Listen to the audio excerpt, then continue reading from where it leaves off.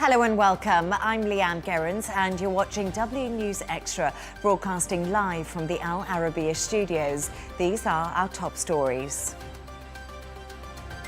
Trump's top envoy Steve Witkoff meets Putin in Moscow just days before the ceasefire deadline. Netanyahu clashes with his army chief as reports of a full Gaza occupation spark alarm at the UN. Trump says it's up to Israel to decide. And Japan marks 80 years since the historic US atomic bomb on Hiroshima.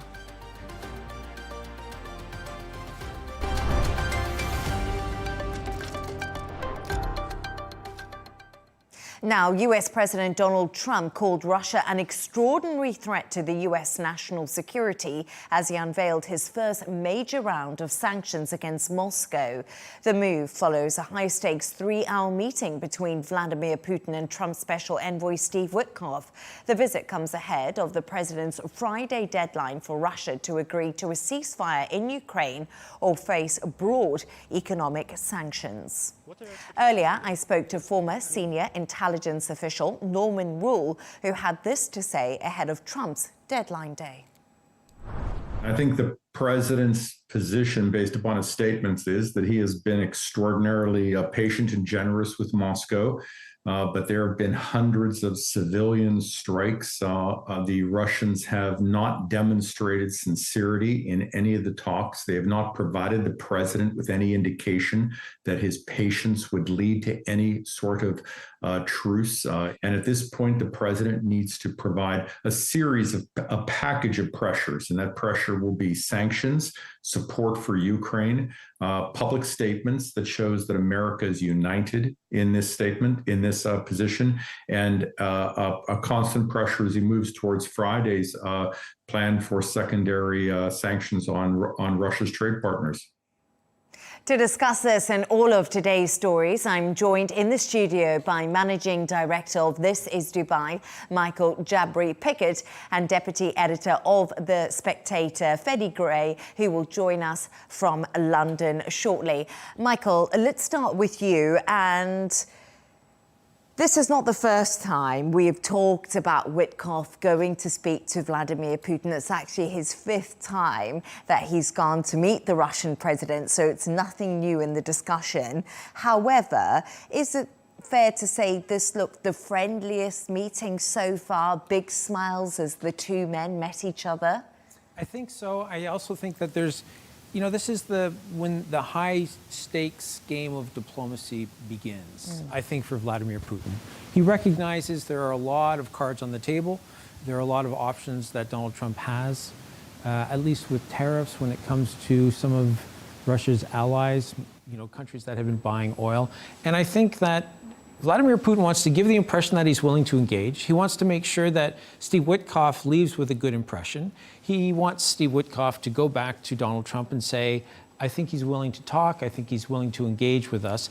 These are the key parts that Vladimir Putin has to project so that Steve Witkoff can feel like he has a partner that Donald Trump can speak to. And hopefully that can start the ball rolling for ceasefire talks. But I think the game that Vladimir Putin is playing is to make sure that he continues to do what he needs to do on the battlefield while also making sure that Donald Trump is engaged. Yeah, because that's what I am just looking at, the smoke signals coming out of this meeting earlier. So obviously we did hear the Kremlin saying the talks have been constructive. That was a positive signal out of them. Of course, Steve Witkoff will report back to President Donald Trump. Trump had a conversation with Zelensky on the phone shortly afterwards. European leaders joined that conversation. So there's been a lot happening today ahead of that Friday deadline.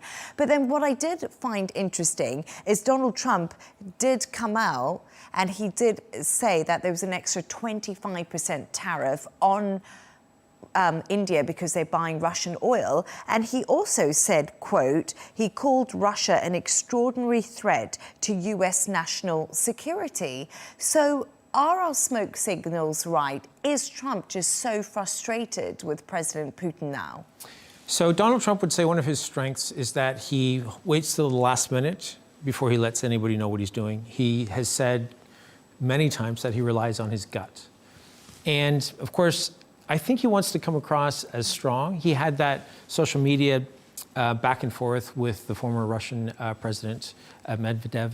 And he is wanting to make sure that everybody understands that he holds the cards. That is, I'm being a little bit of a psychoanalyst when I say this, but I think Donald Trump is somebody who wants to project a certain level of power at all times, and he wants people to know that he has the upper hand. But it has appeared for a long time that President Putin has been holding the cards, and he believes he is in the top position, and Trump is playing the sanctions card. So we're seeing this kind of dance around, is Russia going to give the US concessions to keep them appeased and to stop these economic sanctions coming on Friday, which could cripple the global economy and dent Russia. But while this is all going on, we can't forget that people are still dying in Ukraine and people are losing their lives, and the situation is difficult. And this is something that, to his credit, Donald Trump has talked about, right? He wants the war to stop. He wants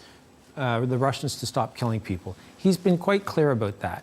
And he may have ulterior motives, and the cynics among us may think that there are other issues at play as well.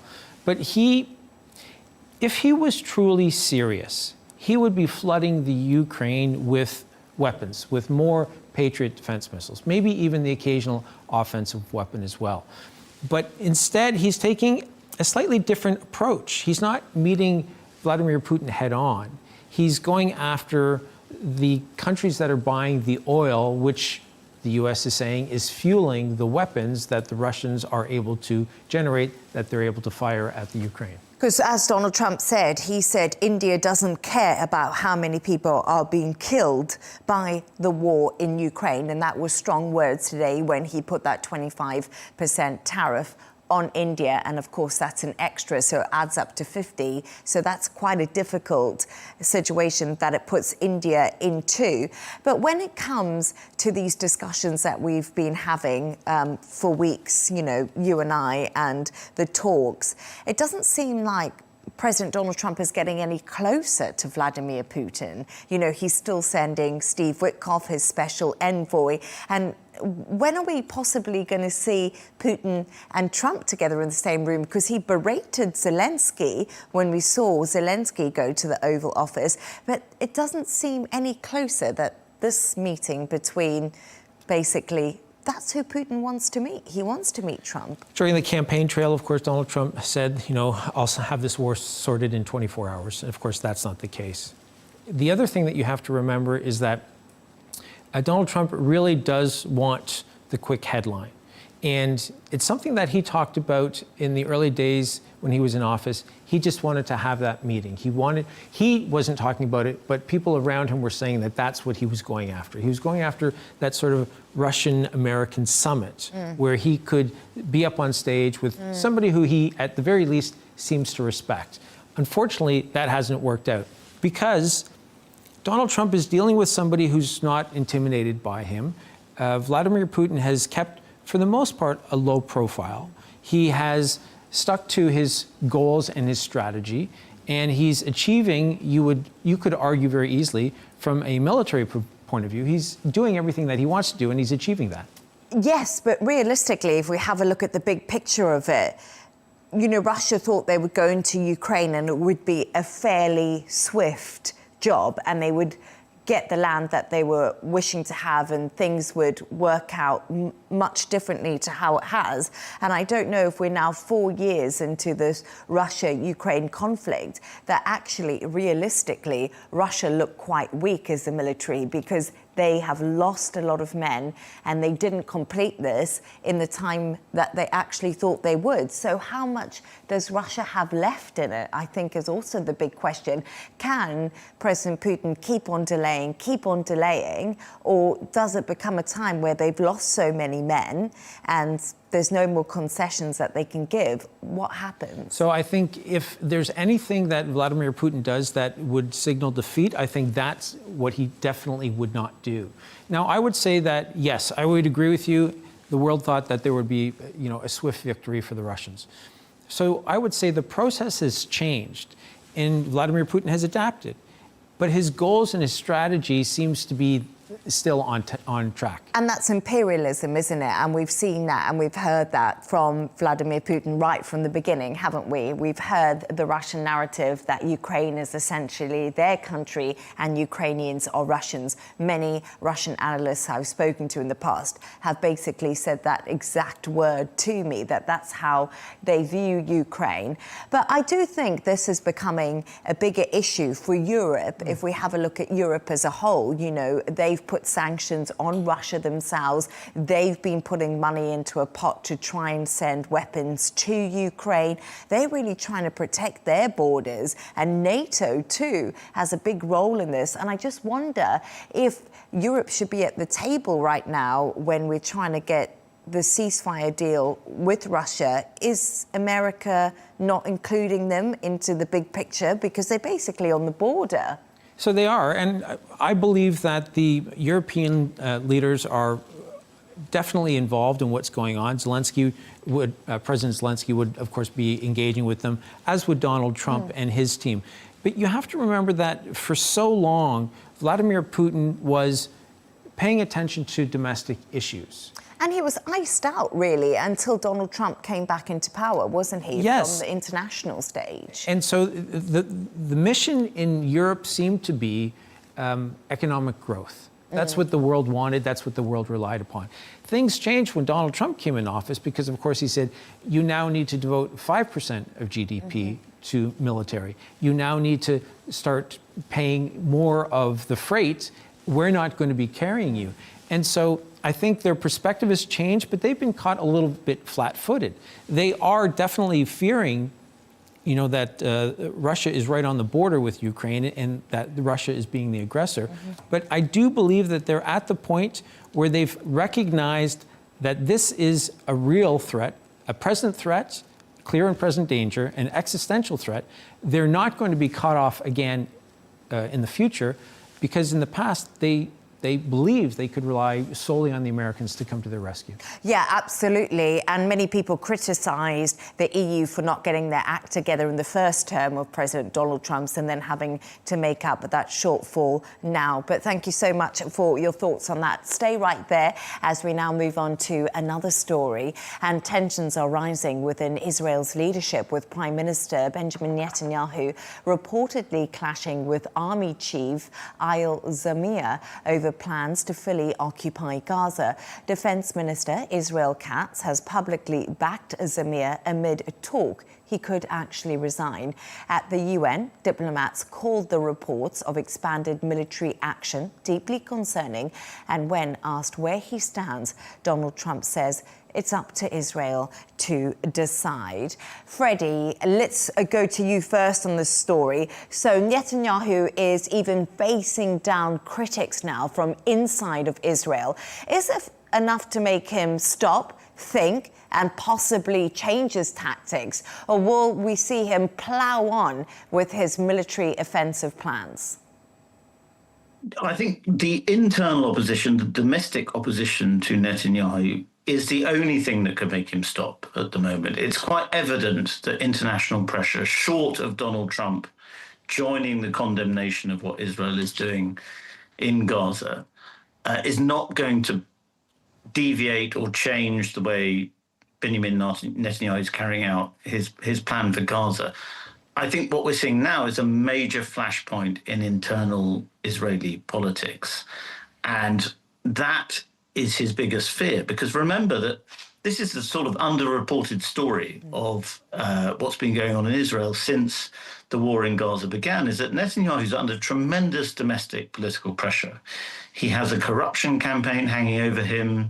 He has, there are hostage families that do not approve of his strategic policy towards Gaza, towards Hamas. He's in trouble domestically.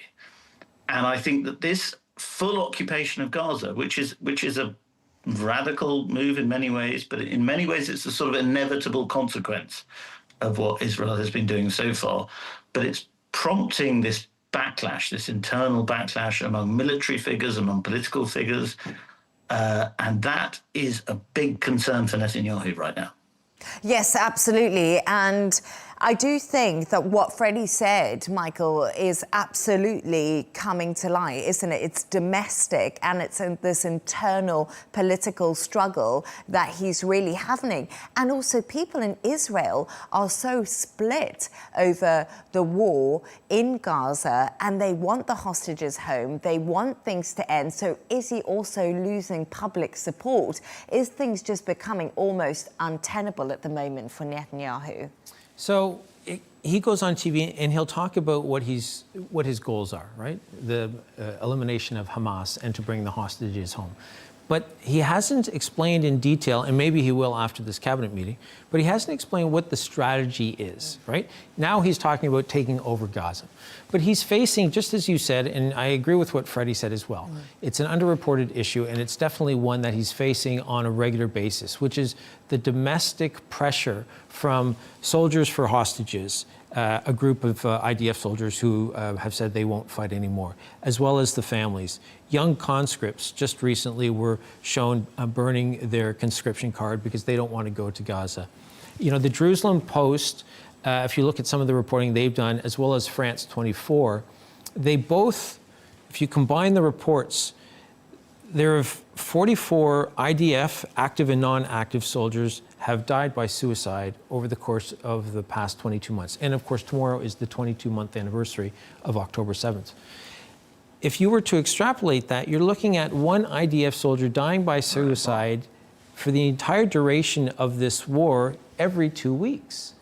That's how bad it's become, from an emotional toll on the soldiers, as well as emotional and mental toll, as well it's become that bad for the men and women who are there fighting, and also for the families who are back home, and also for the entire population, who I think are going through a bit of a, they're trying to figure out where they stand on the global stage. It was just the other day that the Prime Minister of Israel used that word that I didn't think any Israeli Prime Minister would use publicly. He said Nazis when he was talking about Hamas. And that, to me, seems like maybe that's one of the last cards where he's trying to get the global sympathy card so that everybody can understand that this is how bad things are. But to Freddy's point, he's facing so much pressure at home that if the right-wing members of his cabinet leave, then the government could fall, and then he could be facing some corruption charges in court. Yes, exactly. And Freddy, I want to speak to you a little bit more about that, because as Michael said, you know, he could be facing corruption charges, Benjamin Netanyahu, he could be facing court. What consequences could lie ahead for Netanyahu if we do see this coalition fall apart, which is all something that's speculation, of course, at the moment. But tomorrow he's meant to be having this cabinet meeting, and I don't know which way you think it's going to go. Are they going to move forward with a full offensive into Gaza? Well, it'll be very interesting to see. Certainly there's a lot of resistance within higher echelons of the Israeli establishment. I don't get the impression there's a lot of resistance within the sort of top tier of the Israeli government, which suggests that it will probably go ahead. If they want to do a full occupation of Gaza, it will probably go ahead. The question is, will they want to do it? Because it doesn't make a lot of sense. What is actually the plan to fully occupy Gaza? Are they going to try and run a kind of prison state within parts of Gaza, which they'd have to, which would be hugely controversial, would lead to more international condemnation and so on? Park that issue for a moment and think about Benjamin Netanyahu's internal politics.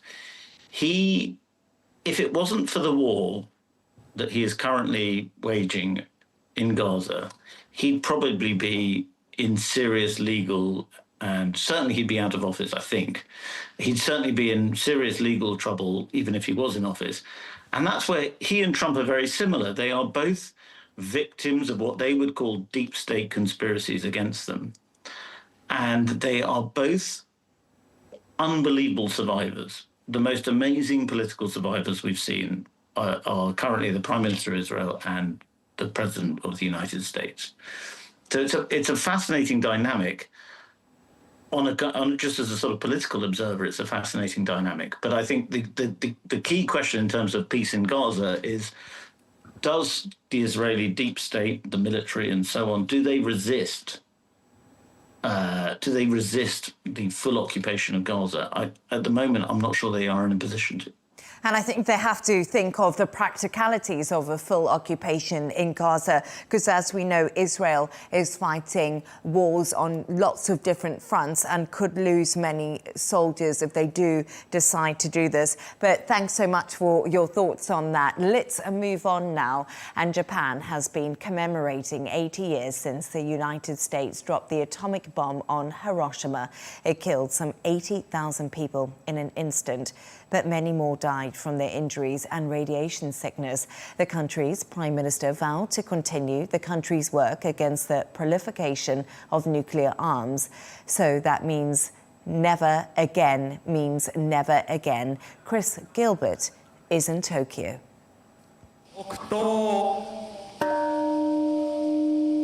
A bell to mark the moment that killed thousands. Officials, school children, and people from around the world held a minute's silence as they took part in the 80th anniversary commemorations of the US bombing of Hiroshima.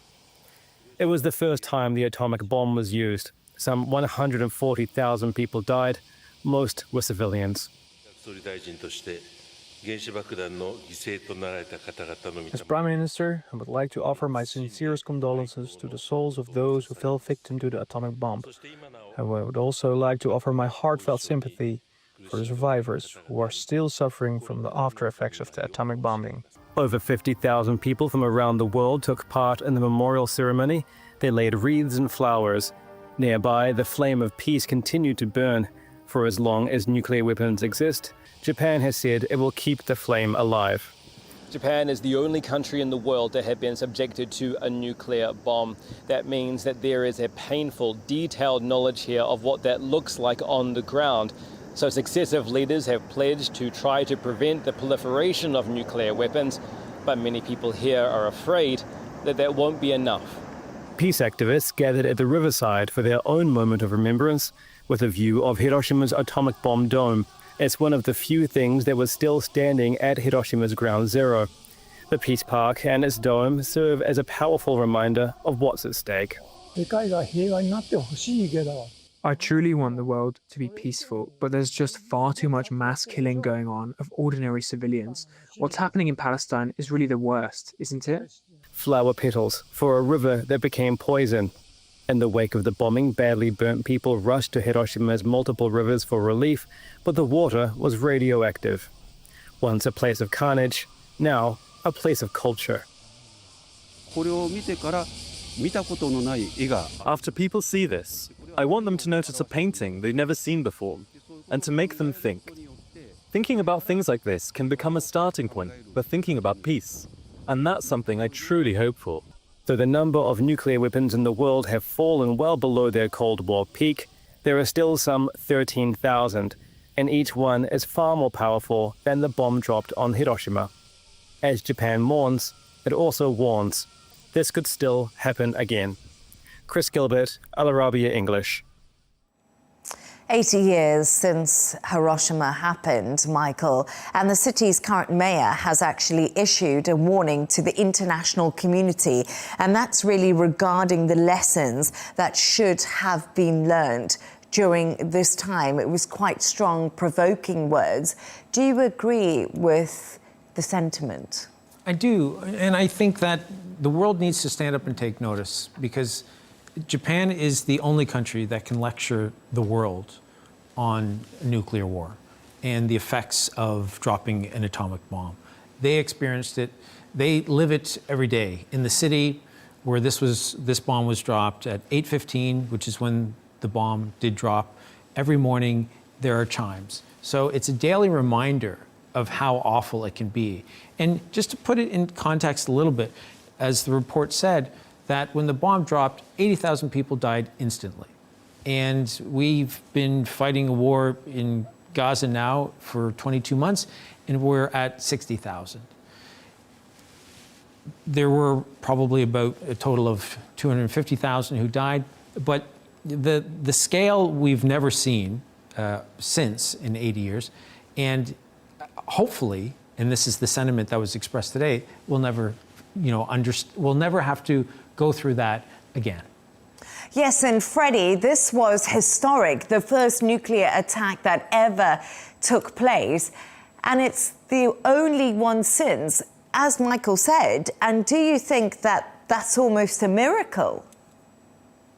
It is absolutely a miracle. And I mean, there is this theory of mutually assured destruction, that in fact nuclear weapons have prevented very serious conflicts, because nobody wants to start a nuclear fight with a fellow nuclear power, because it will end in massive destruction and death on a scale that is sort of unimaginable.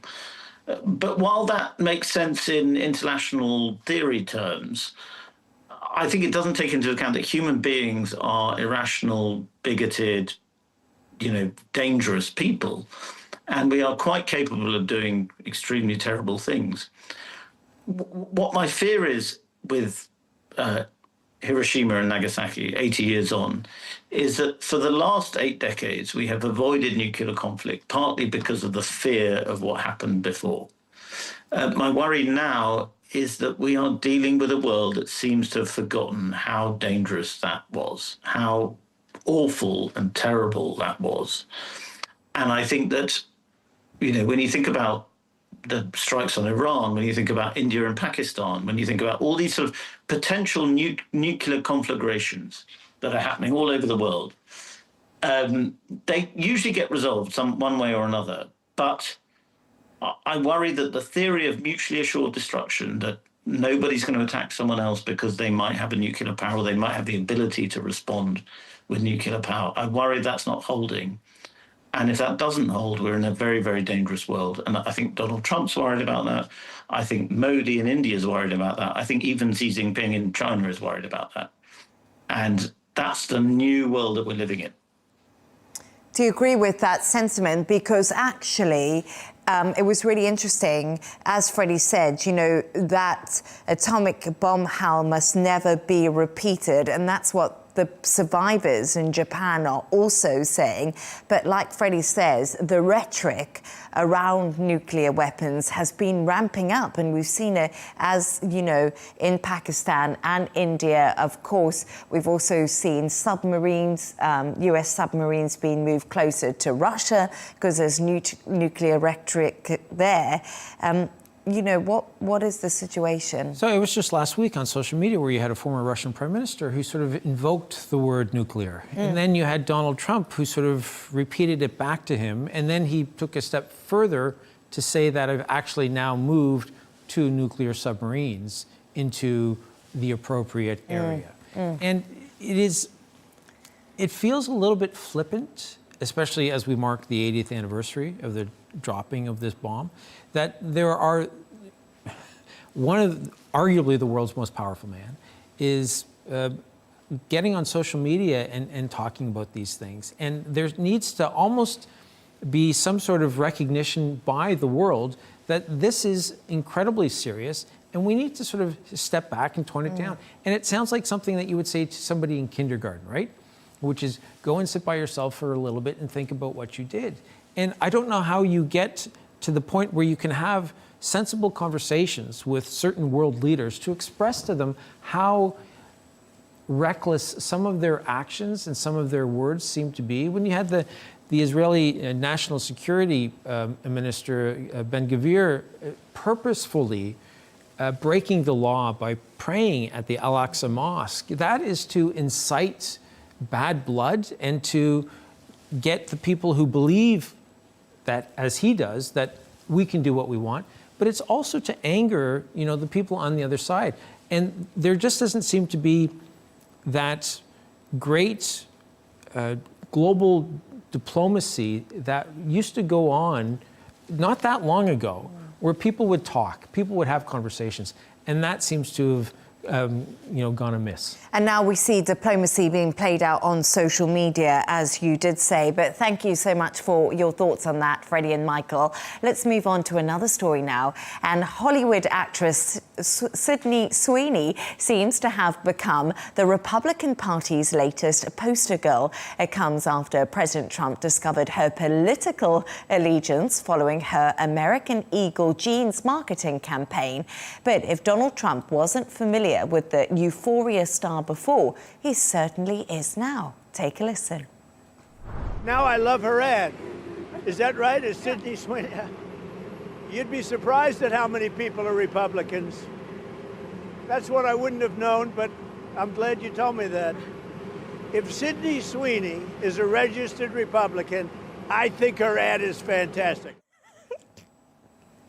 Well, Trump later took to social media saying, Sydney Sweeney, a registered Republican, has the hottest ad out there. It's for American Eagle, and the jeans are flying off the shelves. On the other side of the ledger, Jaguar did a stupid and seriously woke advertisement. Or just look at woke singer Taylor Swift. She was booed out of the Super Bowl and became no longer hot. The tide has seriously turned. Being woke is for losers. Being Republican is what you want to be. Freddie, let's start with you. So is it cool to be a Republican now? Is Donald Trump completely right? Well, I mean, yes and no. It's been countercultural to be right-wing for a long time. And certainly there's been a sort of online reaction to what you might call woke or progressive thinking that has been bubbling up for a long time. And the Sydney Sweeney story is a very good example of how marketing men, advertising men, who are very clever at figuring out social currents, have managed to prick a particularly good story that would create a row. It's about a very attractive woman. It has the word jeans. It's a sort of play on jeans with a J and jeans with a G. And therefore, they sort of deliberately rustled up a bit of antagonism among the progressive left in America and elsewhere, suggesting that, this was sort of racist stuff because they were talking about genetics and white supremacy and so on, which, of course, they were on one hand, they were fishing for that reaction. But on the other hand, it's just an advert for jeans with an attractive blonde woman. So it's a perfect culture war dividing issue, which is what advertisers try and do. And then Donald Trump, who also has a very good antenna for what people are talking about, what people are arguing about and so on, has jumped on board this issue. And I think the thing for us as the public, the point is, us as the public, we should not be manipulated by these stupid confected rows between marketing agencies and politicians to boost their own popularity or boost their own brands. And, there's nothing wrong with Sydney Sweeney being an attractive woman. There's nothing wrong with her trying to sell advertising. There's nothing wrong with her leaning over a car bonnet and talking about, how much she loves America. But let's not fall into this culture wars rhetoric, which is what everybody wants us to do other than ourselves, I think. I've been completely manipulated by this, and I'm glad that Freddie reminded me not to be in the future. But I don't know if you agree with what Freddie was saying there, but I actually wonder, because I've been reading a lot about this on social media and on the internet, has she really just been bullied, Sydney Sweeney? She's a really good-looking woman. We've heard nothing from American Eagle. A lot of people have come out in her defense. And is it just unfair that this is all unfolding? I don't know if it's unfair. I think it's the world in which we live, to sound sort of maybe a little bit too in touch with my feelings. But I think it is the world, like, she hasn't come out and said anything. They don't know that she's a Republican other than having done some research, as good journalists will do, and they found out that she's registered, at least in the last election, as a Republican in Florida. But I would also want to say that a couple of things, when Donald Trump talked about, if you're not a Republican, essentially you're a loser, I'd want to fact check some of those posts because they were absolute BS. And I would also want to remind everybody that before Donald Trump entered the world of politics, he was undecided. People weren't sure if he was going to become a Democrat or a Republican. Now, we all know he's a Republican. But I would also say that the idea of what's happening here, when he spoke about Taylor Swift no longer being hot, there are 340 million Americans. I checked before we came on the air. Taylor Swift on her Instagram account has 280 million followers. So she is the epitome of someone who's not hot. She is most definitely somebody who is at the top of her game and seen that way by the majority of Americans. I wonder if Taylor Swift can shake that off. But Freddy, if we actually talk about things, and when it comes to celebrity and it comes to political parties in the US, we obviously saw Kamala Harris. She had so many faces backing her in the last election, but it just didn't work. So I don't know, Michael and Freddy. Freddy, we'll start with you. Do people care about what celebrities think anymore, especially in the US when it comes to politics? No, I don't think they do. And I think people don't care about the relationship between celebrity and politics in the way that celebrities and the media think that they do. And I think a very good example of this, there was a great interview in 2016, just before the Trump-Hillary election was about to be held. Beyonce gave a big concert with... what's he called? I've forgotten his name. Beyonce's man. What's he called? He's very famous. Jay-Z. They gave a concert in, I can't remember, it was Chicago or something. And the CNN, MSNBC went out to interview all the people outside the concert to say, you know, are you inspired to vote for Hillary Clinton because of this? And a couple of the people who were interviewed were like, no, we love the concert, but we're still going to vote for Donald Trump. And the whole purpose of the concert was to persuade people not to vote for Donald Trump. So I think it's glorious that people don't get told what to do by famous people who sing songs. I think that's healthy. And I think we have got to get away from this world where, I mean, I have a teenage daughter. No, she's not teenage. She's pre-teenage. But she's a big Taylor Swift fan, and she's obsessed with Taylor Swift's political opinions. And I just want to say to her, don't be obsessed with what Taylor Swift thinks about politics. It's not important. What I think about politics is not important. It's about what you think and so on. We shouldn't be brainwashed by celebrity. I'm glad if that's ending. Well, there we go. That was a real truth bomb from Freddy there. Do you agree with Freddy? But Donald Trump did so well, and a lot of us think it was because of the podcasters. He didn't embrace celebrity. He embraced the culture when it comes to YouTube and podcasts with the likes of Joe Rogan and Theo Von. He embraced the idea of how can I speak to the greatest the largest audience. And Taylor Swift has 280 million followers on Instagram, and I think that's what Democratic pollsters love when she endorsed Joe Biden or Kamala Harris. But the last time I checked, the Joe Rogan podcast had more than 50 million views when Donald Trump was on it. And what Trump, to Freddie's point earlier, Trump has this great instinct for sort of recognizing what is going to work. Where Kamala Harris didn't want to go on the podcasts with some of those right-leaning type guys or in the manosphere, you know, Donald Trump was 100% comfortable going on them. And I think that what's happened today and why celebrities matter today, I mean, JFK was trying to get Dean Martin and Frank Sinatra back in the 60s.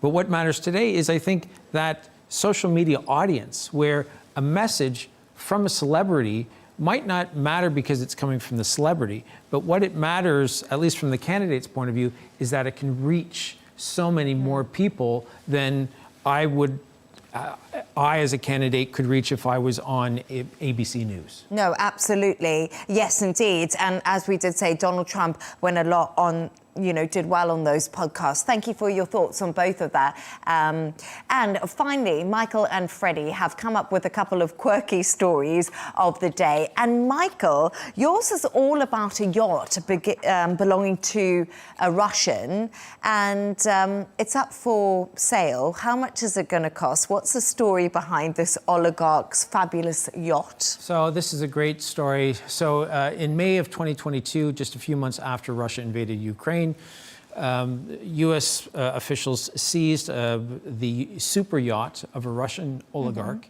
in Fiji, and they sailed it back to the States. It's now going up for sale by auction, actually a blind auction, on September 10th. So what that means The U.S. in the maintenance and also in the transportation, they say they spent about $32 million on this super yacht. The yacht itself was delivered to the owner by the Russian shipbuilder in 2017, so it's only 8 years old. And the estimated price is probably 300 to 325 million. Now, since it's a sealed auction, the thinking is that you could submit, presumably the American government wants to recoup its losses or its investment, so 32 million plus $1. Or you could go for 150 million, you could, whatever it is. And the government, once they unseal all the bids, that's when they will decide who is the new owner, because they will give it to the one with the highest bid. Yes, that's very interesting. And it's got about 6 floors, doesn't it? It has 2 hair salons. It could be a place where I could be quite comfortable with for a few months. So it's 348 feet long. It's got 6 decks, as you said, a hair salon. It's got a 32-foot swimming pool. It has a movie theater. Of course, it has a helipad. I don't know if the helicopter comes with it. It has everything that you could possibly want. It can accommodate 16 guests in 8 staterooms, plus a crew of 36. So this is almost like a floating mini apartment building. Does it have a tennis court and a gym? For you, I'm sure that you can make sure that it happens. I'm not going to be putting a bid in for that. And Freddy, we're going to come to you now. And yours is all about the Swedish Prime Minister. He's come under fire for using ChatGPT, something all of us use. Tell us a little bit more about this story. Well, I love this story because Scandinavians have this sort of disarming ability to be very honest.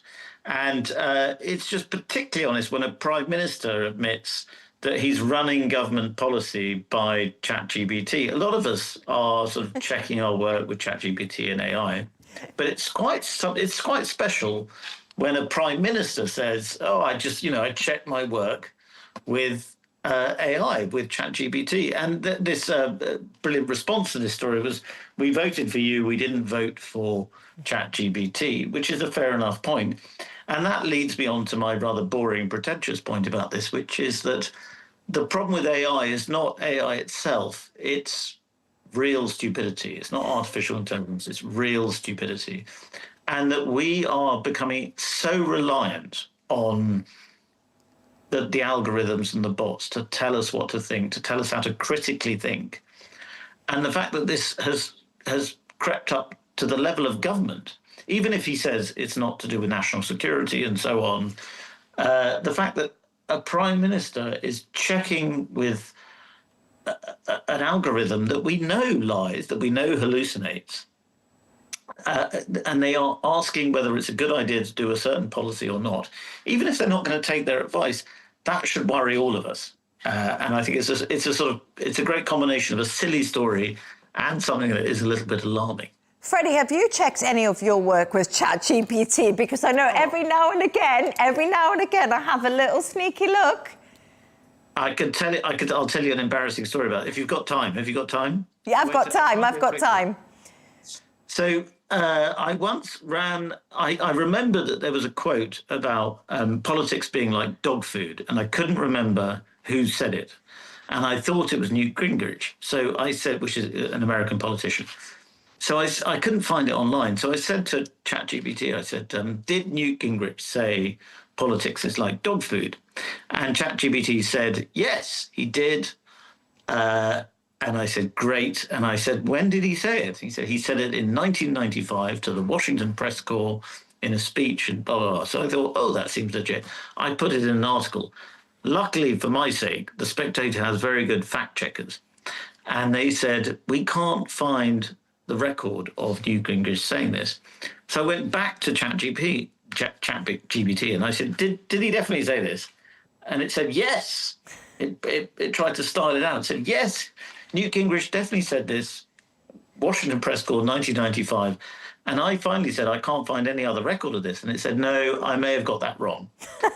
So that is a great lesson to why journalists should never, ever use ChatGPT for their facts and their figures. Who actually did say politics was like dog food? Did you ever get to the bottom of it?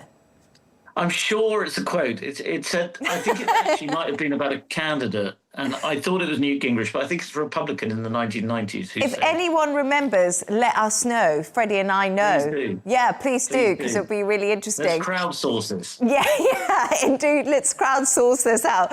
But I just want to say thanks so much to today's guest, Managing Director of This Is Dubai, Michael Jabri-Pickett, and Deputy Editor of The Spectator, Freddy Gray. And that's all from us on W News Extra. Don't forget to subscribe to our YouTube channel and, of course, follow us on X. G&T with Michal Prendergast is coming up next. Goodbye and thank you.